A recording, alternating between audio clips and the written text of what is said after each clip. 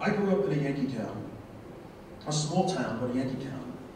Long before baseball players lived in mansions, they lived in smaller things called homes. Not far from my family's home, down Blanche Avenue, across the railroad tracks, past John's Pizzeria, not far from where I first kissed the tough but cute red-headed Roxanne, lived Catfish Hunter. Across from Hunter lived Gene Michael, a Yankee. In fact, Norwood was the home to several Yankee players: Thurman Munson, Ron Guidry, Don Gullett, to name a few.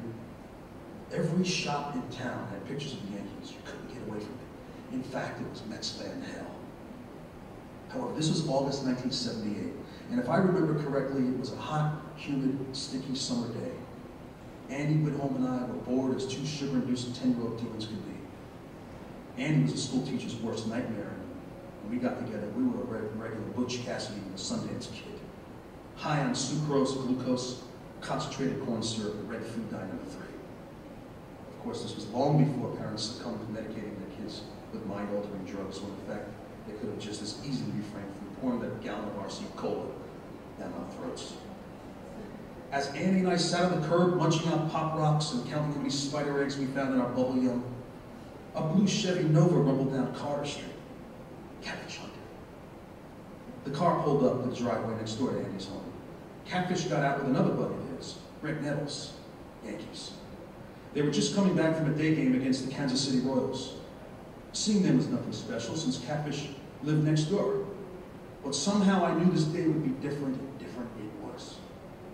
Catfish picked up a wiffle ball from his front porch and threw it over to Andy. "Here's your kid. Here's your ball, kid." Andy looked over at me through his devilish, dirty blonde hair and menacing grin and said, "Let's go." I grabbed the bat leaning against his mom's Delta 88, and we darted for the street.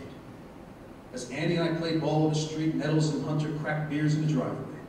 After a couple of tosses, Andy yelled over, "Hey, Fish, what are you looking at? You're pitching. Nettles, you're playing outfield. This is the World Series, Game 7, bottom of the ninth, tie game 3-3 at Shea. Me and Frankie and the Mets are going to kick your Yankee butts." Catfish and Nettles took to the street. Andy was up first. He was a feisty kid, one who didn't like being placated either.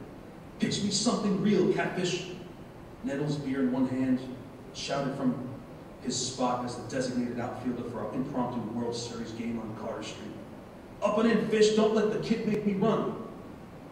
After settling in, Andy cracked a 2-1 changeup over Nettles' head, past Mr. Rainey's Pinto, and deep into Mrs. Luzzo's tomato plants. By the time Nettles dug through the vines and relayed the throw back to Catfish Hunter, Andy had made it safely to third base. Andy was beaming, Mrs. Luzzo was screaming, and I was up next. "Come on, Frankie, you can do it," hollered Andy. My hands began to sweat. Catfish pitched the fastball just outside the home plate manhole cover. I could tell it wasn't going to be a dead giveaway. Andy and I were going to have to earn this win or lose everything. In short, this was the real deal. The count was 1 ball, 1 squished tomato under Nettles' foot, and 1 cute redhead peering from the outfield bleacher box windows of our Carter Street Stadium. This is it, I thought. I'm going to do it. As I pushed the strands of hair from my face, Nettles moved closer to the third base bag, hoping to get a tag on Andy should I pop the ball. Full count, bottom of the 9th inning, Game 7 of the World Series. They go ahead and run at third base, and it's all up to me. And my filthy Pop Rock sugar-glazed hands and Kmart special sneaker feet. I took a deep breath and settled in, focusing only on the ball.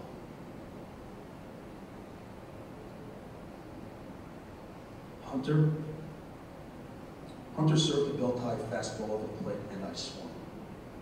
All I remember is Andy jumping for joy as the ball lined past the diving Greg Nettles, allowing Andy to score the winning run. We had won the World Series.